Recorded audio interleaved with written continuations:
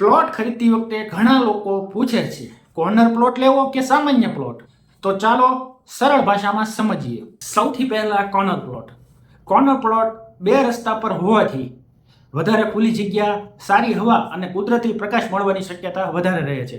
ઘણા લોકો કોમર્શિયલ ઉપયોગ માટે પણ કોર્નર પ્લોટને વધુ પસંદ કરતા હોય છે. પરંતુ ઘણી વખત કોર્નર પ્લોટની કિંમત સામાન્ય પ્લોટ કરતાં વધુ હોય છે અને કેટલાક વિસ્તારોમાં મેન્ટેનન્સ અને સેટબેકના નિયમો પણ અલગ હોઈ શકે છે. હવે વાત કરીએ સામાન્ય પ્લોટની.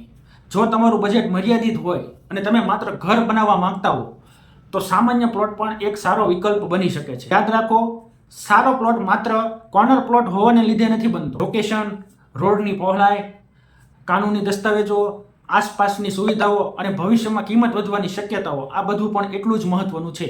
તેથી નિર્ણય હંમેશા તમારી જરૂરિયાત અને બજેટ પ્રમાણે લો. જો આ માહિતી ઉપયોગી લાગી હોય તો વિડીયોને લાઇક કરો, શેર કરો અને અમારી આઈડી પ્લોટઝો રિયાલિટીને ફોલો કરો. હું પુનિત મણપરા, પ્લોટઝો રિયાલિટીથી મળીએ આગામી એપિસોડ.